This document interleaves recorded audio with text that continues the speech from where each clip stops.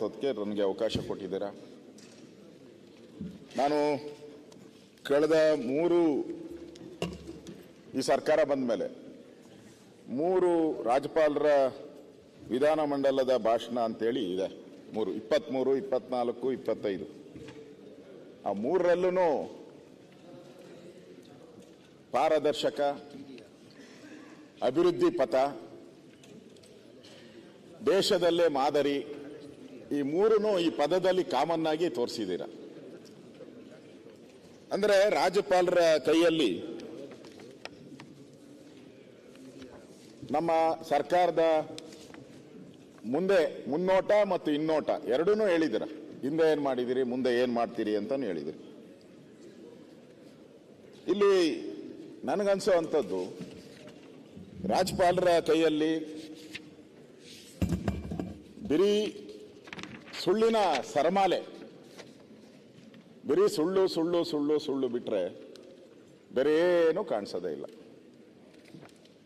ಆದ್ರೆ ನಮ್ಮ ಕಾಂಗ್ರೆಸ್ಸಿನ ಸ್ನೇಹಿತರು ಸದಾ ಇದು ಏನು ಅವ್ರದ್ದೇನೋ ಪೇಟೆಂಟ್ ತಗೊಂಡಾಗೆ, ಈ ಯಾವುದು ಸಂವಿಧಾನದ ಪುಸ್ತಕ ಪೇಟೆಂಟು ಡೆಲ್ಲಿಯಲ್ಲಿ ಇಟ್ಕೊಂಡ್ರು, ಅದನ್ನ ನೋಡಿ ಇವರು ಹಿಡ್ಕೊಂಡ್ರು ಎಲ್ಲರೂ. ಏನೂ ಇಲ್ಲ, ಅಲ್ಲ ಮಹಾರಾಷ್ಟ್ರದಲ್ಲೂ ಹಿಡ್ಕೊಂಡ್ರು. ನೋಡಿ, ಸಂವಿಧಾನದ ಒಂದು ಅರ್ಥವನ್ನ ನಮ್ಮ ಕಾಂಗ್ರೆಸ್ ಅವರು ಸರಿಯಾಗಿ ಅರ್ಥ ಮಾಡ್ಕೊಂಡಿಲ್ಲ ಅಂತ ಅನ್ಸುತ್ತೆ. ರಾಜ್ಯಪಾಲರ ಹುದ್ದೆ ಒಂದು ಸಂವಿಧಾನದ ಘನತೆ ಗೌರವವನ್ನ ಎತ್ತಿ ಹಿಡಿಯುವಂತ ಹುದ್ದೆ. ನಾವೇನೇ ಸರ್ಕಾರ ಆದೇಶ ಮಾಡಿದ್ರು ಕೂಡ ಗವರ್ನರ್ ಸೈನ್ ಆಗಿಲ್ಲ ಅಂದ್ರೆ ಆದೇಶ ಆಗದೇ ಇಲ್ಲ. ನಮ್ಮ ಎಲ್ಲ ಇಲ್ಲಿ ಕೂತಿರೋರೆಲ್ಲ ಪ್ರಿಯಾಂಕಾ ಇಂದ ಹಿಡಿದು ಎಲ್ಲರೂ ಕೂಡ ಅವರೇ ಪ್ರಮಾಣ ವಚನ ಬೋಧನೆ ಮಾಡಿರೋದು ಇವರಿಗೆಲ್ಲ. ಅದಾದ್ಮೇಲೆ ಇವ್ರು ಮಂತ್ರಿ ಆಗಿರೋದು. ಅದಾದ್ಮೇಲೆ ರಾಜಭವನದ ಪುಸ್ತಕಕ್ಕೆ ಸೈನ್ ಹಾಕಿದ್ರು. ಆ ಸೈನ್ ಹಾಕಿದ್ಮೇಲೆ ಇವ್ರು ಮಂತ್ರಿ ಆಗೋದ್ರು. ಮುಖ್ಯಮಂತ್ರಿಗಳಿದಾರಲ್ಲ, ಅವರು ಇಲ್ಲಿಗೆ ಮಾತ್ರ ಶಾಸಕಾಂಗ ಇದೆಯಲ್ಲ, ಇಲ್ಲಿಗೆ ಮಾತ್ರ ಅವ್ರ ನಾಯಕರು. ಗವರ್ನರ್ ಇದಾರಲ್ಲ, ನ್ಯಾಯಾಂಗಕ್ಕೂ ಅವರೇ ಬೋಧನೆ ಮಾಡುವಂಥದ್ದು. ಜಡ್ಜ್ಗಳು, ಚೀಫ್ ಜಸ್ಟಿಸು ಅವರೆಲ್ಲ ಪ್ರಮಾಣ ವಚನ ತಗೊಬೇಕಾದ್ರೆ ಮುಖ್ಯಮಂತ್ರಿಗಳು ಹೋಗಿ ಬೋಧನೆ ಮಾಡಲ್ಲ, ಗವರ್ನರೇ ಬೋಧನೆ. ಅಂದ್ರೆ ಎಲ್ಲ ಕರ್ನಾಟಕದಲ್ಲಿರೋ ಎಲ್ಲ ಅಂಗಗಳಿಗೂ ಅವರೇ ಚೀಫ್. ನೀವು ಒಂದು ರೀತಿ ಅವರಿಗೆ ಅವಮಾನ ಮಾಡ್ತಾ ಇದ್ದೀರಾ, ಈಗ ಅಪಮಾನ ಮಾಡ್ತಾ ಇದ್ದೀರಾ, ಅವ್ರಿಗಿದ್ದಂಥ ಅಧಿಕಾರಗಳನ್ನ ಕಸಿತಾ ಇದ್ದೀರಾ. ಈಗ ನ್ಯಾಚುರಲ್ ಆಗಿ ಅವರಿಗೆ ಯೂನಿವರ್ಸಿಟಿಗಳಲ್ಲಿ ಕುಲಪತಿಯಾಗಿ ಕೆಲಸ ಮಾಡುವಂಥದ್ದು, ಅದರ ಆಗುವವುಗಳನ್ನ ನೋಡುವಂಥದ್ದು, ಇವೆಲ್ಲ ಅವ್ರಿಗೆ ಇದ್ದಂಥದ್ದು.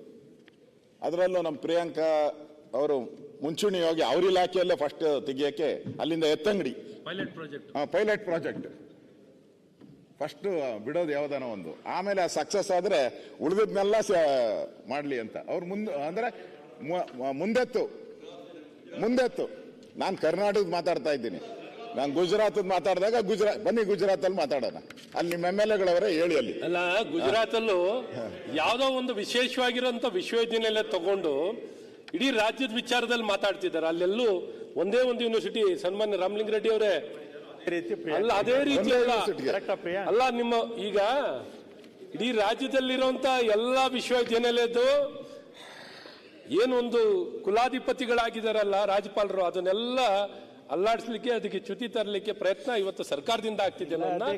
ಬಹಳ ಸ್ಪಷ್ಟವಾಗಿ ನಾನು ಒಂದ್ ಸ್ವಲ್ಪ ಏನ್ ದ್ವೇಷದಲ್ಲಿ ಏನಿಲ್ಲ, ನಿಮ್ಗೇನು ಅಧಿಕಾರ ಇದೆ ಅಂತ ನಡೆಸ್ತಾ ಇದ್ದೀರಾ, ಅದನ್ನ ನಾವೇನು ನಿಮ್ ತಿಳುವಳಿಕೆ ಮೂಡಿಸುವಂತ ಪ್ರಯತ್ನ ಮಾಡ್ತಾ ಇದ್ದೀವಿ. ನಿಮ್ಗೆ ಅಧಿಕಾರ ಇದೆ ಅಂತ ನಡೆಸ್ಕೊಂಡು ಹೋಗೋದು ಒಂದು ಭಾಗ ಆಯ್ತು. ಪ್ರಿಯಾಂಕಾ ಅವರೇ, ಒಟ್ಟು ನಾವೆಲ್ಲ ಬಂದಿರೋದು ರಾಜ್ಯದ ಜನರಿಗೆ ಒಳ್ಳೇದು ಮಾಡಬೇಕು ಅಂತ.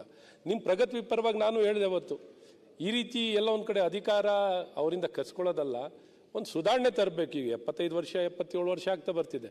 ಬೋರ್ಡ್ ಆಫ್ ಗವರ್ನರ್ ಕಾನ್ಸೆಪ್ಟು ನಾವೇ ಇದೆ ಖಾಸಗಿ ಯೂನಿವರ್ಸಿಟಿಗಳಿಗೆ ಬೋರ್ಡ್ ಆಫ್ ಗವರ್ನರ್ ಕಾನ್ಸೆಪ್ಟ್ ಕೊಡ್ತಿರ್ತೀವಿ ಅಂತ ಪ್ರಗತಿ ಪರವಾಗಿ ತಗೊಳ್ಳಿ. ಇವತ್ತೇನು ರಾಜ್ಯಪಾಲರ ವಿಚಾರದಲ್ಲಿ ನಮ್ಮ ಸನ್ಮಾನ್ಯ ಪ್ರತಿಪಕ್ಷ ನಾಯಕರು ಹೇಳ್ತಿದ್ದಾರೆ ಬಹಳ ಸ್ಪಷ್ಟವಾಗಿ, ಅಂತ ಉನ್ನತ ಸ್ಥಾನದ ಅಂತ ವ್ಯಕ್ತಿಗೇನೆ ಆ ಸ್ಥಾನಕ್ಕೆ ಚ್ಯುತಿ ಬರೋ ರೀತಿಯಲ್ಲಿ ನಡ್ಕೋತಾ ಇದ್ದಾರೆ ಎಲ್ಲಾ ವಿಚಾರದಲ್ಲೂ. ಅದು ಅವರ ಚಾನ್ಸಲರ್ ಸ್ಥಾನ ಕಿತ್ಕೊಳ್ಳುವಂಥದ್ದಾಗ್ಲಿ, ಅಥವಾ ಅವರ ಸ್ಥಾನಕ್ಕೆ ಧಕ್ಕೆ ಬರುವಂಥದ್ರಲ್ಲಿ ಅವರ ವರ್ತನೆ ಆಗಲಿ, ಅವರಿಗೆ ಬೆದರಿಕೆ ಹಾಕೋದು, ಅವರಿಗೆ ಬೆದರಿಕೆ. ನಿಮ್ಮ ರಾಜ್ಭವನ್ ಚಲೋದಲ್ಲಿ ನಿಮ್ಮ ಕಚೇರಿಗೆ ನುಗ್ತೀವಿ ಅಂತ ಬಹಳ ಒಬ್ಬರ ವಿಧಾನ ಪರಿಷತ್ ಸದಸ್ಯರು ಹೇಳ್ತಾರೆ. ಸನ್ಮಾನ್ಯ ಅಧ್ಯಕ್ಷರೇ, ಉಪಾಧ್ಯಕ್ಷರೇ, ಒಂದ್ ಕಡೆ ಗವರ್ನರ್ಗೆ ಅಪಮಾನ, ಶಾಸಕಾಂಗ, ಕಾರ್ಯಾಂಗ, ನ್ಯಾಯಾಂಗ ಇದರೆಲ್ಲರ ಚೀಫ್ ಅವರು. ಅವ್ರನ್ನ ರಾಜ್ಯಪಾಲರು ಅಂತ ಹೇಳಿದ್ರೆ ಸರ್ಕಾರದ ಕೈಗೊಂಬೆ ಅಂತ ತಿಳ್ಕೊಂಡ್ಬಿಟ್ಟಿದ್ದಾರೆ. ಸರ್ಕಾರದ ಕೈಗೊಂಬೆ ಅಲ್ಲ, ಅವ್ರಿಗೆ ಅಧಿಕಾರ ಇದೆ. ಯಾವುದೇ ಬಿಲ್ ಹೋದ್ರಿ, ಯಾರಾದರೂ ಜನ ಕಂಪ್ಲೇಂಟ್ ಮಾಡಿದ್ರು ಅದಕ್ಕೆ ಸರ್ಕಾರಕ್ಕೆ, ಚೀಫ್ ಸೆಕ್ರೆಟರಿಗೆ, ಮುಖ್ಯಮಂತ್ರಿಗಳಿಗೆ ಕ್ವಶನ್ ಮಾಡುವಂತ ಅಧಿಕಾರ ಇದೆ. ಅದಕ್ಕೆ ಉತ್ತರ ಕೊಡಬೇಕಾಗಿದ್ದು ಸರ್ಕಾರದ ಕರ್ತವ್ಯ. ಈಗೇನೋ ಹೊಸದಾಗಿ ಏನೋ ಚೀಫ್ ಸೆಕ್ರೆಟರಿ ಮೊದಲೇ ಡೈರೆಕ್ಟ್ ಆಗಿ ಕೊಡ್ತಾ ಇದ್ರು, ಅವ್ರನ್ನೂ ಕೊಡಬಾರ್ದು. ಚೀಫ್ ಸೆಕ್ರೆಟರಿನೂ ಕೊಡಂಗಿಲ್ಲ ಡೈರೆಕ್ಟ್ ಆಗಿ, ಡಿಜಿನೂ ಡೈರೆಕ್ಟ್ ಆಗಿ ಕೊಡಂಗಿಲ್ಲ. ಅವರು ಕ್ಯಾಬಿನೆಟ್ ಮುಖಾಂತರ ಕ್ಯಾಬಿನೆಟ್ ಇಂದ ಕಳಿಸ್ಬೇಕು. ಆ ರೀತಿ ಪರಿಸ್ಥಿತಿಯನ್ನ ತಂದ್ಬಿಟ್ಟಿದ್ದಾರೆ ಇವತ್ತು. ಅಂದ್ರೆ ಒಂದು ರೀತಿ ಸಂಘರ್ಷ, ಸರ್ಕಾರ ವರ್ಸಸ್ ಗವರ್ನರ್. ಈ ಸಂಘರ್ಷ ದಿನನಿತ್ಯ ಮಾಧ್ಯಮದಲ್ಲಿ ಬರ್ತಾ ಇದೆ. 4ನೇ ಅಂಗ ಅದು ಯಾವುದು? ಪತ್ರಿಕಾ ರಂಗ 4ನೇ ಅಂಗ. ಆ 4ನೇ ಅಂಗದಲ್ಲಿ ದಿನನಿತ್ಯ ಈ ಸಂಘರ್ಷದ ಸರಮಾಲೆಯನ್ನ ನಾವು ನೋಡ್ತಾ ಇದ್ದೀರಿ. ಇದು ಒಂದು ರೀತಿ ಪ್ರಜಾಪ್ರಭುತ್ವಕ್ಕೆ ಮಾಡಿರ್ತಕ್ಕಂಥ ಒಂದು ಅವಮಾನ ಅಂತ ನಾನು ತಿಳ್ಕೊಂತೀನಿ. ಇವತ್ತು ಯಾವಾಗ ಹೇಳ್ತಾರೆ ಇವರು, ಗವರ್ನರ್ ಏನ್ ಮಾಡ್ಬಿಟ್ಟವ್ರು ಇವರು, ಇವ ನಮ್ಮವನಲ್ಲ, ಇವ ನಮ್ಮವನಲ್ಲ. ಬೇರೆ ಸಂದರ್ಭದಲ್ಲಿ ಹೇಳ್ತಾರೆ ಇವನು ಇವ ನಮ್ಮವ, ಇವ ನಮ್ಮವ, ಇವ ನಮ್ಮವನೆಂದಸಯ್ಯ ಕೂಡಲ ಸಂಗಮ ದೇವ. ನೀವು ಅಲ್ಲಿಂದಾನೆ ಬಂದಿರೋರು. ಬೇರೆ ಟೈಮಲ್ಲಿ ಹೇಳ್ತಾರೆ. ಈ ಗವರ್ನರ್ ವಿಚಾರ ಬಂದ್ರೆ ಇವ ನಮ್ಮವ ಅಲ್ಲ, ಇವ ನಮ್ಮವ ಅಲ್ಲ ಅಂತ ಹೇಳ್ತಾರೆ. ಸೈನ್ಗೆ ಅಲ್ಲೇ ಹೋಗ್ತಾರೆ. ಇಲ್ಲಿ ಇವತ್ತು